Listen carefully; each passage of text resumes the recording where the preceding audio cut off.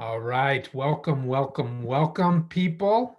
I am so pleased that you're here to join me today. I'm Eric Thompson of Thompson Leadership Development, and welcome to LeaderSight, where we hope to provide you with some insight, some foresight, and of course, some 2020 hindsight, always the best kind of sight today.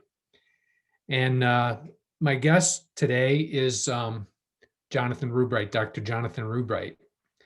And I'm very pleased, Jonathan, that you're willing to come and share a little bit of your thinking and your story with us today. I love doing this show. It has been really a delight for me.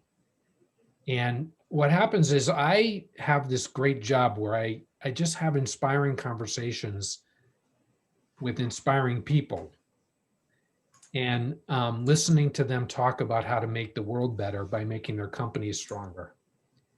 And it just happens so often that I'm thinking, wow, other people should hear this.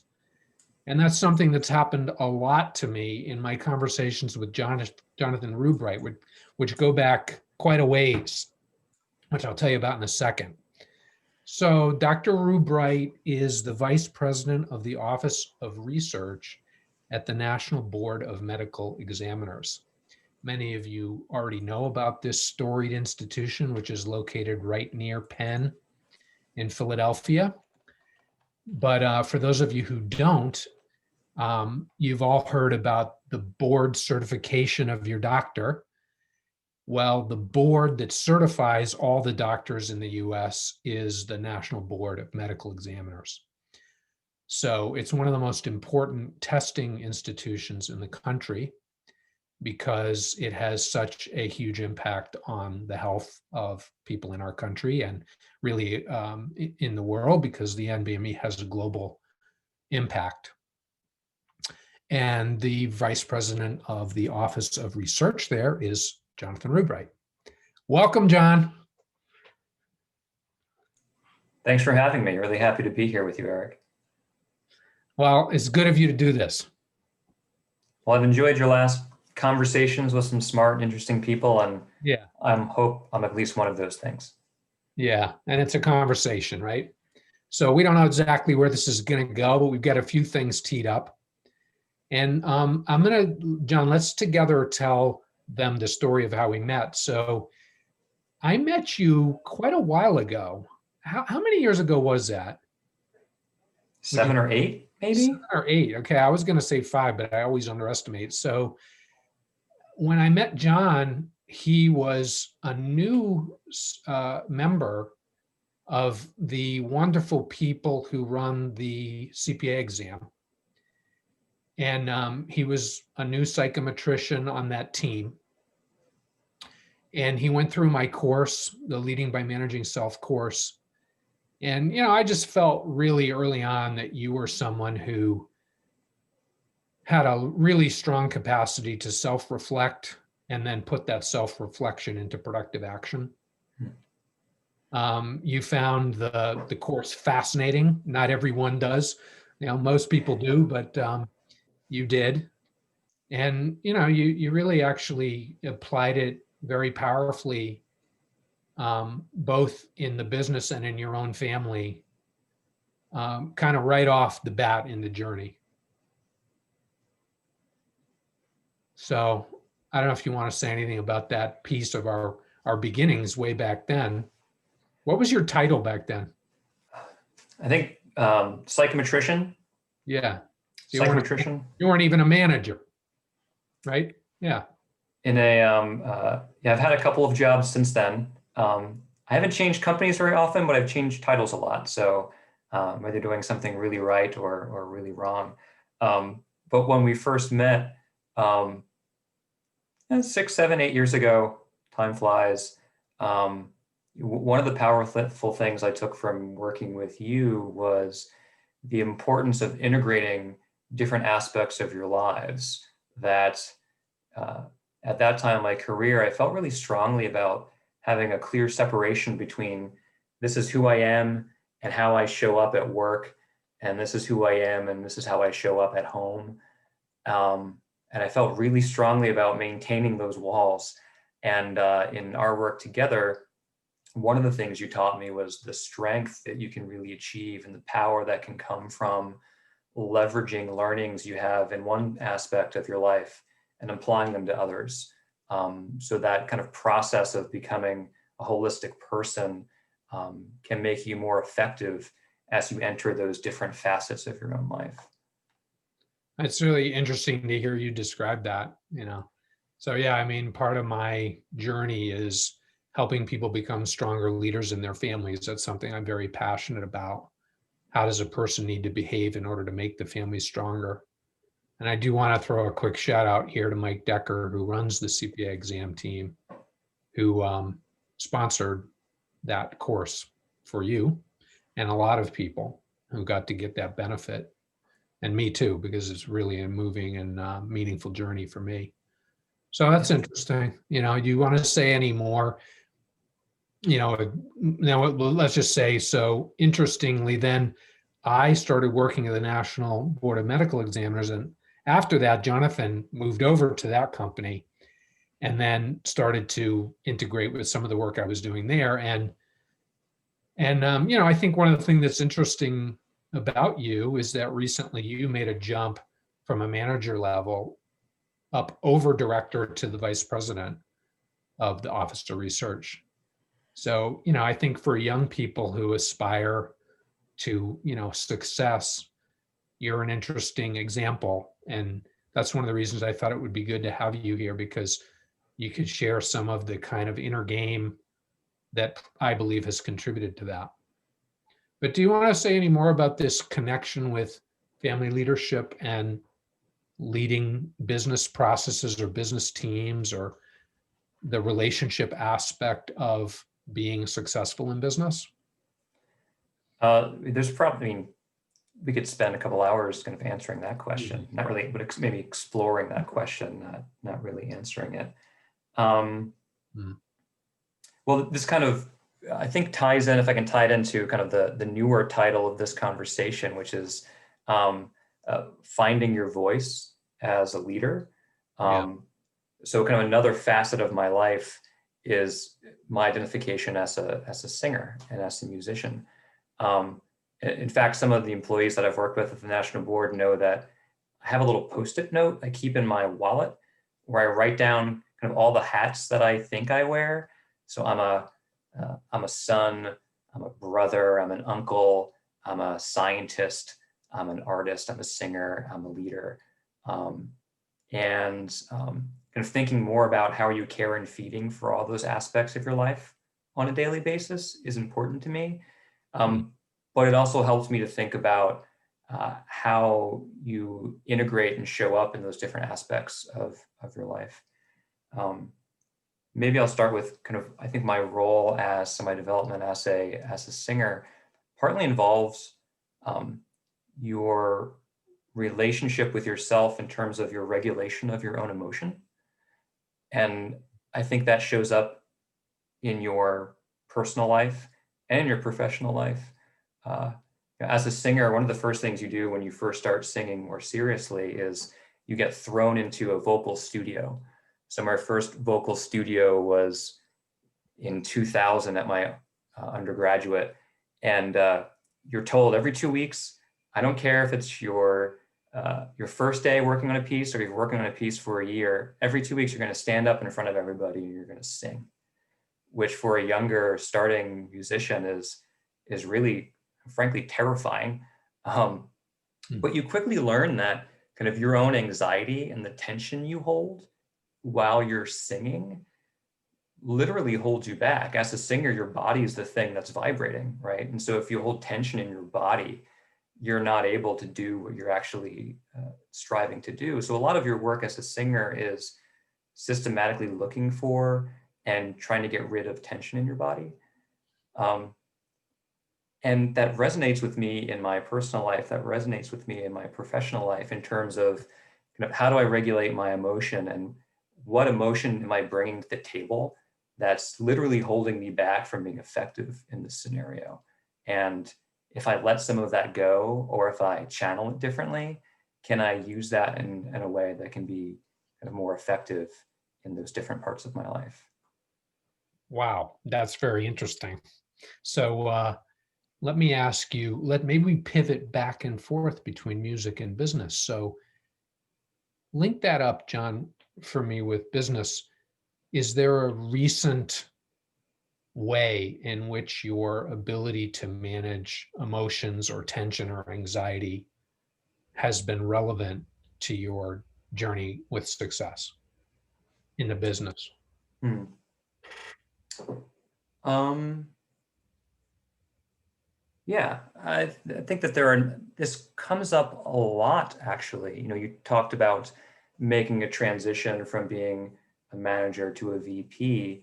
And part of that is, I liken it to, I used to play baseball when I was younger, really poorly. But, you go from little league to JV to varsity to the minors to the majors. And when you just kind of change to another level, um, the balls come at you a little faster. People are able to dive and get your hits more effectively, and so you kind of level up. And in the workplace, that means for me, I'm much more often involved in higher stakes conversations. Um, and in kind of when I was in Little League, you could prepare for weeks and months for this one meeting you had, and actually have time to be anxious about how you're going to perform in that situation. And when you have more higher stake meetings and situations on a more frequent basis, you have to be prepared for that. But you don't always have the time to be anxious about it or bring emotion to the table. So sometimes just the quickness at which those fastballs are thrown at you kind of help you kind of navigate through them. Hmm. So I think navigating through difficult conversations has been kind of a constant theme of 2020, of having more serious and more frequent difficult conversations with colleagues or with external folks who I work with, um, and being able to have frank and honest conversations that frankly, a few years ago would be more difficult for me, because I tend to be a collaborative person. I tend to be a peacemaker.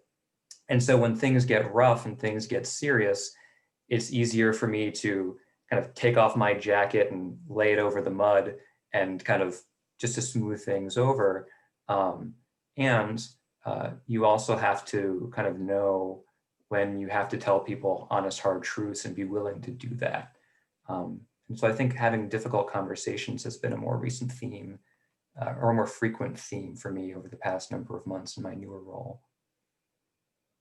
Yeah, would you say you had to actively manage anxiety in order to get better at that?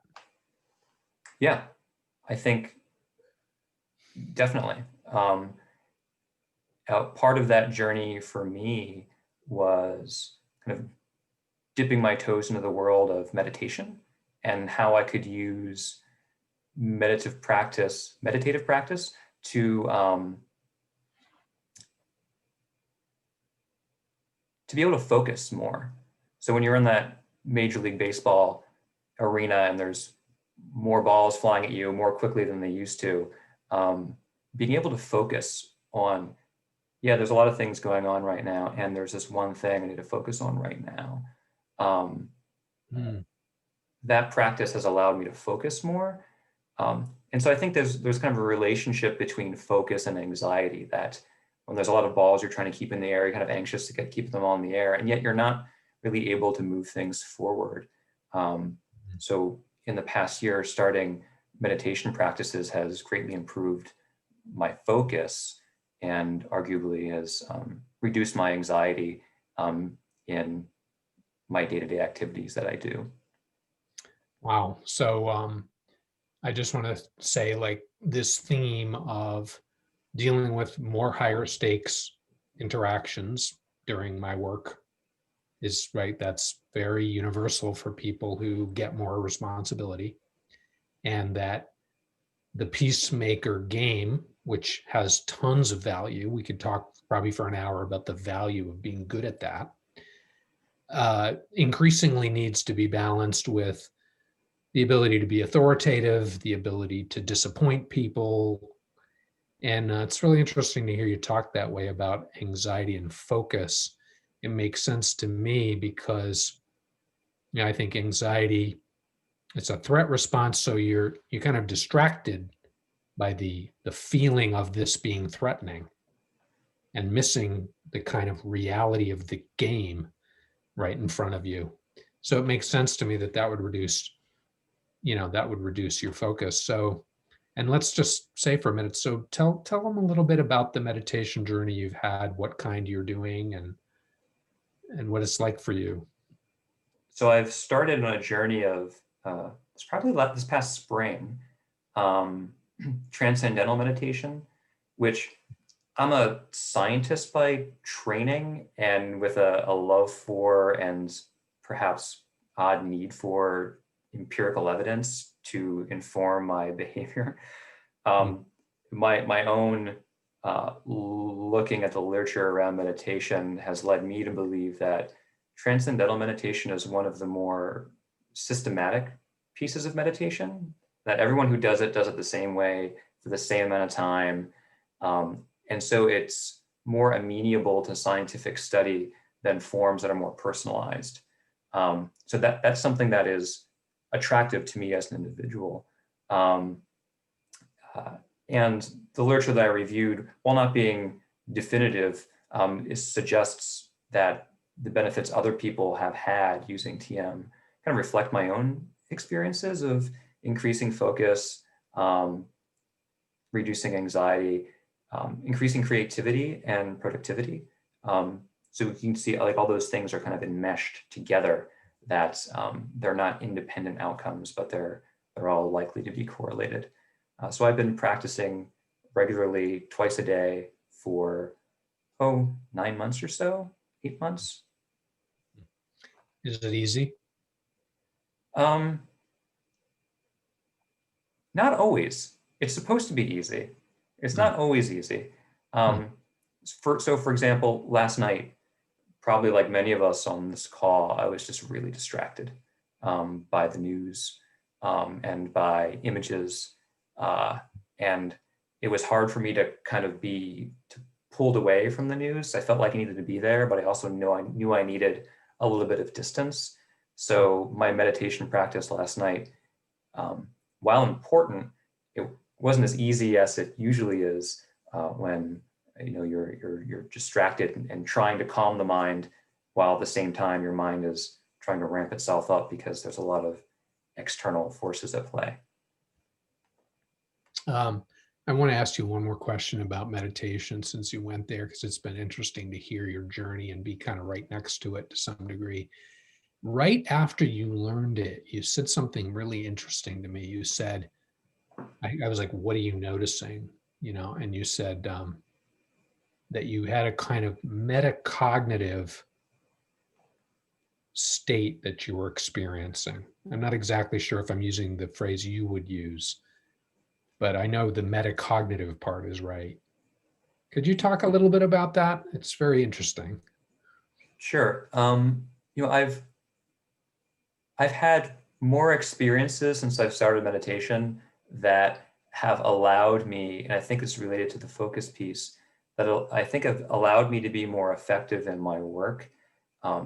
Because when you're not anxious and you are focused on what you're doing, you can act while being reflective of how you're acting. That I have these opportunities to watch myself in action, to think about how I'm behaving in action so that you can self-correct as you're going along. You free yourself up for the opportunity to say, oh, well, this is kind of an interesting situation. Here are the ways in which I could respond. And I'm going to pick this path. And I don't know if other folks on the call have had these experiences where you have a lot of thoughts in a short period of time. And I've had them more recently with my TM practice, and they're often aligned with theories of action or theories of being or theoretical frameworks that Eric and I have worked on in the past. So when you're involved in a situation and you see a triangle develop. So this idea of triangles that Eric taught me 7 years ago was when you have two people and you have some type of conflict or anxiety or tension in your relationship, a real natural effect of that is it spills over and sucks in a third person. And so instead of being a dyad, you're now stuck in a triangle. A sticky, anxious triangle with two people talking about a third is typical. And once you start learning about triangles, you start seeing them more often. Eric and I have talked about where are you in a triangle and what are different moves you can make depending on kind of what leg of the triangle you're in. And so, when you're in a situation and you see a triangle develop, and this happened to me on a phone call I had a few months ago where I was about to have a difficult conversation with somebody I had a contract with. And right at the beginning of the meeting, the person said, "Oh, let me bring in my coworker to join the call." And I had this split second to figure out my reaction. And in that split second, I thought, well, now I have a triangle here. I'm being triangled. So, well, what do I know about triangles and how can I react to this triangle and what do I want to do next? And I had the option my first reaction was, well, I know what I want to say. I know what I want out of this. I feel like I have a purpose and my intent is well defined. So, invite whoever you want. Invite all your brothers and sisters and your friends to get in the phone call. It's fine. Make this a parallelogram. And my next thought was, well, I don't have to accept being part of this triangle. And I said something along the lines of, this is a conversation that we need to have between the two of us. So let's have this conversation between the two of us. And I think we could probably workshop whether that was the right move in that moment, which would be an interesting activity to go through or an exercise. And what's clear to me is by having a kind of a theoretical framework of relationships that I worked on with Eric and being able to be focused and not anxious in that moment allowed me to really quickly have a whole bunch of thoughts and to really quickly be confident in a direction to take.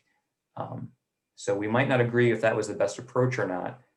And I think that these tools that I've been utilizing have allowed me to more quickly and more confidently make decisions on my next action that I'm going to make. A couple of things that I find really interesting in the story you just told. So one is just, you seem to describe something like they talk about the ball slowing down in sports, and that that metacognitive awareness, a really nice term. I think it's related to that. It's kind of it's probably sort of a higher brain center level of processing of a very dynamic, emotionally intense situation, that one feels that they're both in the game and at the same time watching the game. People talk about being in the zone, and they use those kinds of descriptors. And then the other thing in there is this interesting display of flexibility. You had a really wide range of options there that you described in this challenging moment. It's kind of a 2-on-1. Okay, you thought you were in an alley with one person, Rubright. Well, guess what? Here comes my buddy. It's us two on you. And, it was a conflictual situation, I know. So, and that you had the flexibility to say, okay, on the one hand, bring your buddy and 5 of your buddy's friends. I can do that. And then, but here's the other option is I block this. I block the door. I use authority right now to assert, I prefer to just talk to you. So that flexibility dimension, I think, is evident in the story and probably highlights that relationship between a metacognitive awareness and cognitive flexibility when you're in dynamic people leadership situations. Going back to the music piece, it reminds me of kind of the flexibility you need to have, as a musician. All musicians have these great examples about people being really flexible or people being really inflexible. Huh. Uh, in high school, went to Walt Disney World on a band trip, and they have these band trips where like they have bands playing all day and they make up an award. Like this is the World Series of band competition, and you play it Mhm. and you get judged, and it's fun. You get a trophy, Mhm. and bands playing this song. I think it was Eleanor Rigby, like a Beatles medley for a high school band, and the whole thing falls apart, and everyone's playing to their own tune, and our conductor is trying to bring everyone together, and magically somehow everybody agreed we were going to skip a measure and just kind of end up at the same point. And so we all got together, and it was great, and the conductor cut everyone off, and there was one saxophone player that played the last measure alone. And the whole band said afterwards, we all kind of innately agreed that we were going to come together uh, to make this work. And the saxophone player said, and he was right. He said, well, I was playing correctly, and it's not my problem that you guys weren't. But in that process of him being right, he ended up, causing a larger problem, and wasn't flexible in that moment. Interesting. Um, so Yeah, that just an flexibility piece example of is, being dead right. yeah, it's like I'm dead right. I don't care what anyone else thinks. And Huh. I wonder if he's still around. I should reach out to him and see how he's doing.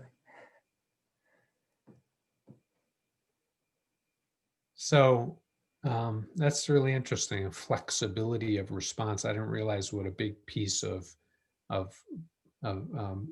influential that is for being a musician. I'm interested in this whole relationship between voice and leadership. So, and let me just say, so I'm looking at the time. We've been chatting for probably 20 minutes. Maybe in about 5 minutes, we'll invite those of you who are here with us to have a short breakout experience where you could integrate some of what John and I have been talking about, what John has been sharing with us, by just talking about it with other people in a small group. And then after that, the Zoom app will put you in those breakout rooms, and you can come back and we'll have the opportunity for people to make some comments about what you've been thinking about related to this, or ask John a question. So I don't know. You want to say anything more about this interesting? What kind of singer are you, by the way? Opera, or what is it? Yes, I'm classically trained in voice, so opera, classical music, sacred music. I've been doing more musical theater, although not much singing getting done over the past 9 months.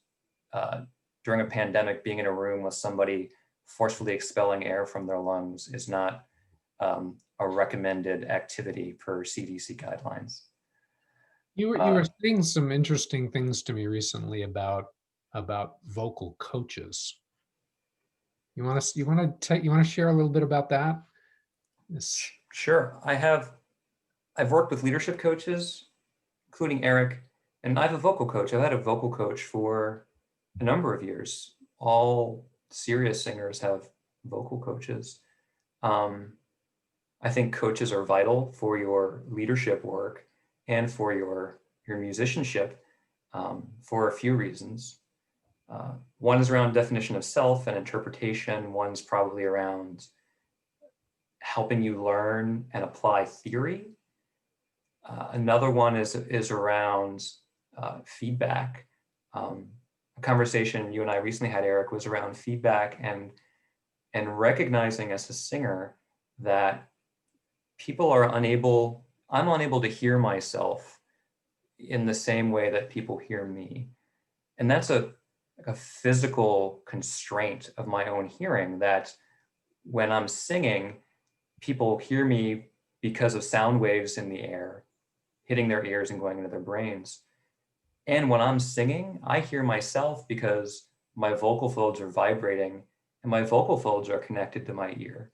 And so I don't have that same filter of going through the air. So I actually sound, this is why when you hear a recording of yourself, you always say, who the heck is that person? I don't recognize that voice. Because you literally sound different to yourself than you do to other people. And so as a singer, you need a third party, a trusted third party to listen to you and say, I know that you're trying to sound like this, and you probably sound right to yourself. I mean, every coaching that I have with my coach, she'll inevitably say, I know you think you're singing the right note, but you're not. So there are times in every piece where I have to either sing a note that sounds wrong to me or say a word that sounds wrong to me so that it connects with the audience correctly. And I Yeah. would never know that unless I had a trusted coach who was literally bouncing that sound back to me. And I think leadership coaches do a very similar thing in role plays of, well, let me pretend that I'm this employee that you have this problem with. How are you gonna approach them? Yeah. And giving you feedback about how that works, because you might have an intent or a message that you're trying to share, but you might not be the best judge of what it actually sounds like when it gets out into the world. Yeah, a great example of that is one of my clients just recently sent me an email. He's like, he's like, can you look at this draft here? And I knew that he was trying to communicate a kind of challenging voice to the other party. And, I think that's true that many leadership coaches play the role of being a sounding board and helping people expand kind of the range of sounds that they can make in the business interactions they're having. Hmm.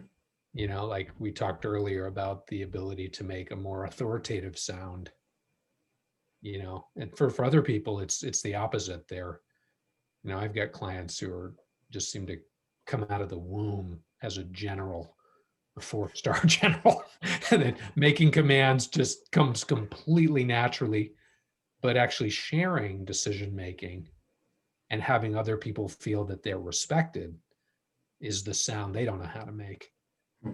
So increasing that sort of flexibility of sound that I know how to make, it's a great metaphor for the journey of learning that, because it is often true. Like with this email, it was like, here's my example of a highly authoritative voice. And I thought the other person will have absolutely no idea what your position is Hmm.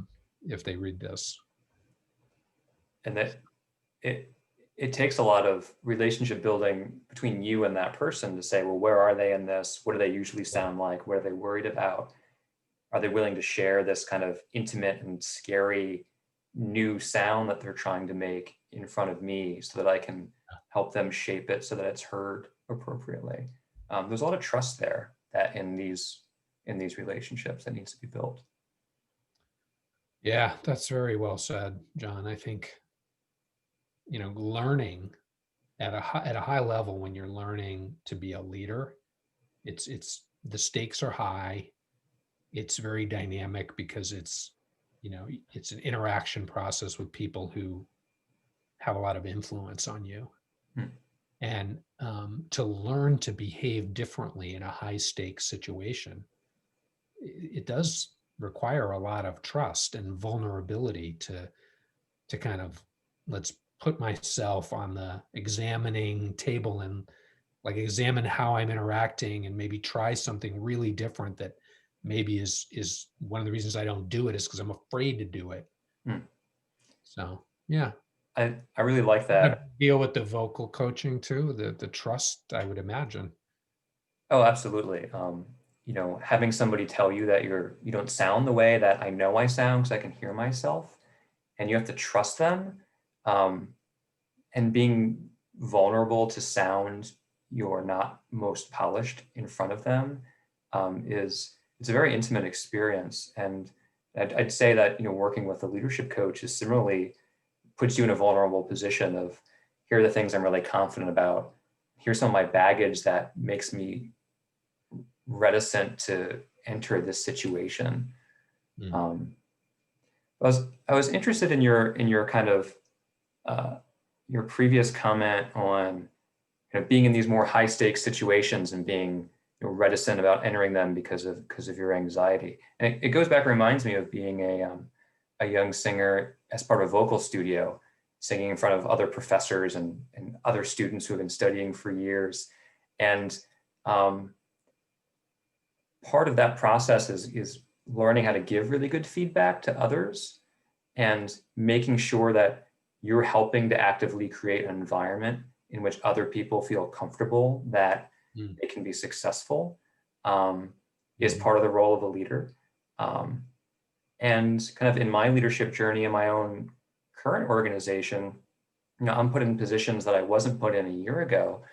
Um, and they're occasionally scary. And I also know that people I'm in the room with, um, care about me as a person and want me to succeed and give me feedback that allows me to succeed.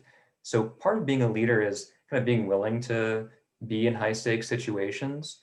But part of being a leader is also, I think, creating an environment in which other people um, feel supported, but also feel like they want to support you as well.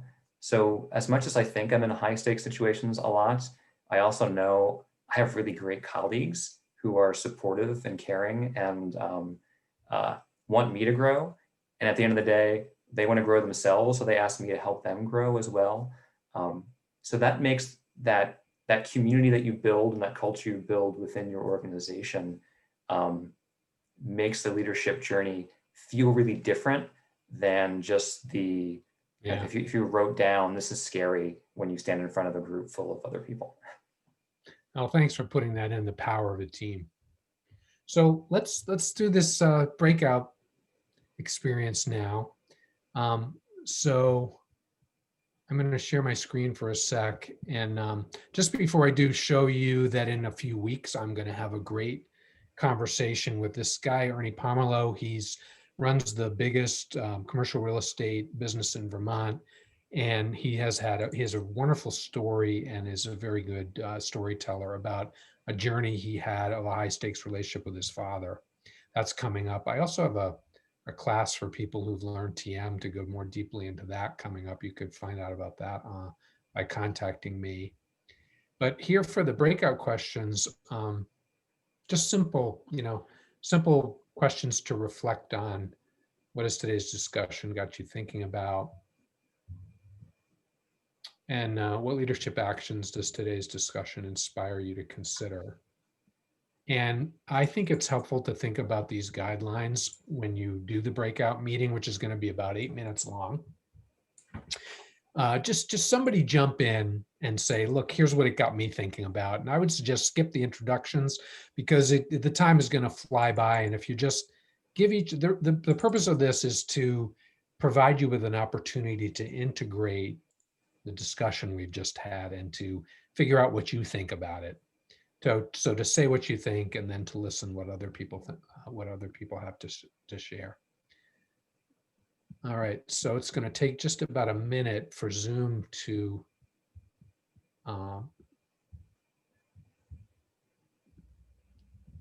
put people. I'm going to put you into groups of about 3 people. And John, you're going to get to go into one of them and be a part of that. And I'll pop around and visit. So we'll see you in about 8 minutes. Gotta say, I'm enjoying seeing a lot of good friends, some of whom don't know each other, in the same room. So what are you thinking about? Jonathan said a lot of really deep and interesting things there, didn't he? I'd love to hear somebody just unmute yourself and say a few words and let's make this a conversation. Jodwin, did you put your hand up? No, I was scratching. Can you scratch and say something at the same time? I could scratch and say things say something at the same time. So I think one of the things our group was talking a little bit about, the thing that I thought was interesting about John's comment was kind of the way in which you think you or your coach, mentor, the person who's acting as a mirror might believe they know or not know things. So as we think about kind of, I think this person reacted that way. And sometimes you can know that, and sometimes you can believe that. And sometimes you're wrong, either you or the coach or mentor who's kind of helping to help you understand that. And I work with John at the NBME, so a good number of us have gone through this, have interacted with you, Eric, and the way in which the perspectives we bring become a shared language or perspective, and sometimes one that really helps, and sometimes which I also watch and listen for as almost a perspective that others might not hold, and the cultural part of that in different organizations. So that notion of, well, am I being really assertive here, and how will that be viewed here, and how might that be viewed as someone who hasn't interacted with Eric in the same way? So I think that's kind of one of the interesting things about that, as John was talking about, using some of these tools with people outside the organization, and kind of the feedback you get, how much trust you place in that, and kind of the filter you put that through. Oh, very interesting, Mike. Thank you. Good question. I see a hand there, Eric. Yeah, John, your background in music, I think, is really interesting. And as I was listening to you, this question came to mind. I was wondering, what does effective leadership sound like? It just kind of that idea of combining leadership with finding your voice. That's a big, bold question. Rubright, you want to take a shot at that? I like it. It's a big blank piece of paper. You want to throw something on there? That'll be my next title of my book, and I think I'll have to give Eric like a nickel for every one I sell. We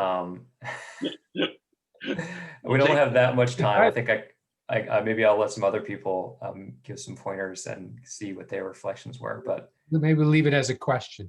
Yeah, we'll leave it as a question at the end. Anybody, what are you thinking about? What did that discussion get you thinking about? Oh, I'm sorry. Go ahead, Leslie, and then. Yeah. Oh, no, I didn't hear you calling Eric. That's okay. Eric, do you want to answer? Go ahead. No, you go ahead, Leslie. Go ahead. Okay. Well, I was just saying, when you said what does good leadership sound like, the first thing that popped into my mind was silence. That there should be more silence. The silences between the notes. That everything moves so fast today. Everybody's talking, and then they want to talk again, and talk over each other, and just the typical workplace kind of stuff. And that when you just slow down the tempo a little bit, and you allow a little second to hear the silences, how valuable that is. That was the connection I made. I love that, Leslie. See, this is why I want to have you on next week and talk about something. So it reminds me of a colleague of mine taught transcendental meditation to Barack Obama's Surgeon General, Vivek Murthy, and his team. And if any of you know about this guy, Vivek Murthy, he's quite something. If you look him up, he's been part of the Biden transition team, an amazing doctor and public servant. And Dr. Murthy came and visited a troubled school in San Francisco where they were integrating TM. And what my colleague told me was he was absolutely amazed at how little Dr. Murthy said during the day, but he was intently present. And he just kept asking. He was, of course, the focus of the day. He just kept asking questions. He wanted to know what the kids' experience was. He was learning. He was there to learn. So your point that maybe silence is a good answer to the question, what is the sound of leadership, is illustrated by that story as well. Mm-hmm. Somebody else want to jump in?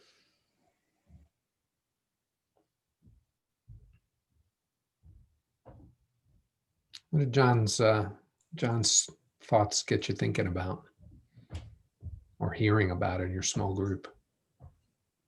Eric, maybe going back to what does leadership sound like? And I had heard John share that with me about a vocal coach. And in some cases, are you hitting the right tone? Are you hitting the right sort of loudness? That might not be the right word for it. Are you singing in harmony with others?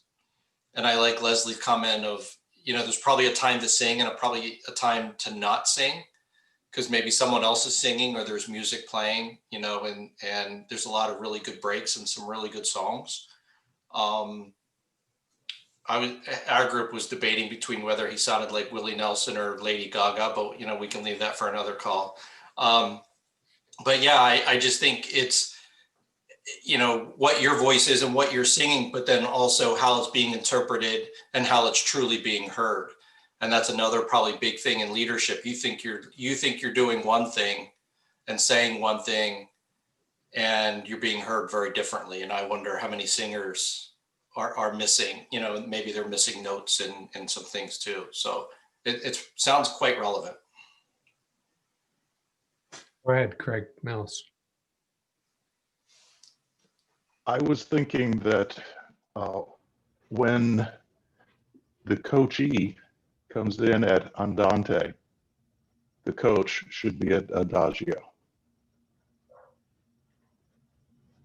So a little slower, a little more thoughtful when the person is in a state of some excitement. It reminds me of Murray Bowen, a master coach and theorist, and his advice that all you have to do is be a little bit less anxious than your clients, and you can add value. And he said, you know, somebody's got to be the least anxious person in the room, and it would be good if it was the coach. If they're the most anxious one, that's a problem. I want to just share my screen for a sec and tell you also about another event coming up, Mary McClure, on Wednesday, February 10th. So she's the president and CEO of this Green Mountain Power, which is getting a lot of national attention for being very forward thinking. It's the largest power company in Vermont, very forward thinking about the future of energy and doing a lot of very interesting, innovative things in the space of energy and green energy. She's also just a very, very thoughtful person and a former Division I basketball captain. And she's just somebody who I love talking about leadership with. So I'm happy that she'll be coming on this. And also just to make you aware, this will be recorded and will be up on our YouTube channel, along with the other interviews I've done. So it's going to end up being a big compendium of interviews over time that is available to you and other people. The guy in the very bottom center of the picture with the suit jacket and the white shirt is Lauren Falasek, the guy who told me the story about Vivek Murthy. So, and just again, in a few weeks, very powerful family succession story with a wise person telling the tale. So I've got just a few more minutes. I wonder if somebody else would like to jump in. John, how's it been to discuss and talk? How you doing? It's interesting to hear the different pieces that folks pick up on, and to hear from two of the mentors who introduced me to Eric, Mike Decker and Craig Mills. So thank you for introducing me to Eric at various stages of my career. Maybe I'll take a shot at what I think leadership sounds like. And Mike Decker got me thinking about this two-part process of, you need to first figure out what you want to sound like. So there's this kind of intent and purpose, musical interpretation that you need to decide upon. And then once you get to that point of, here's what I think I want to say, then you can start working on, here's how I want to sound and how I want to say it. You know, I always love when people come up to me after a performance and ask me about my interpretation of the piece, because you get to have conversations about, well, here's my interpretation, and maybe somebody has a different interpretation, so I can learn something. Or more interestingly, they'll say, oh, that's interesting you had that interpretation. I didn't get that out here.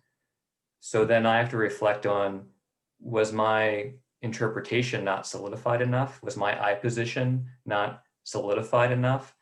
Or was there a problem with the way I communicated that to the audience? Because there are those two separate pieces. And I think Mike said that pretty articulately just a few moments ago.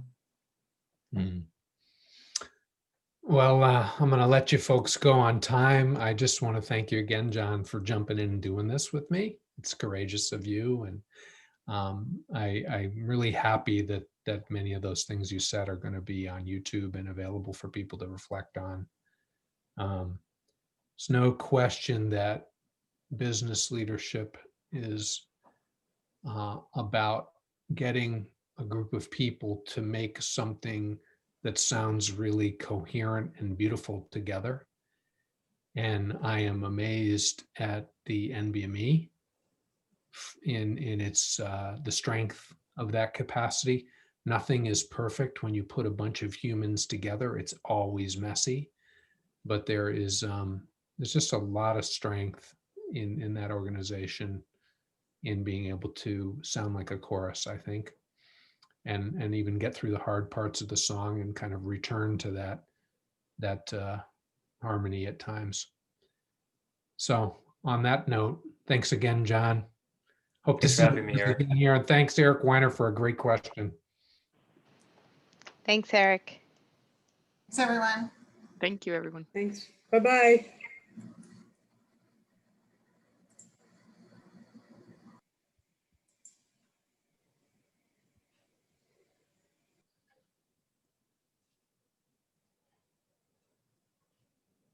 Backstage.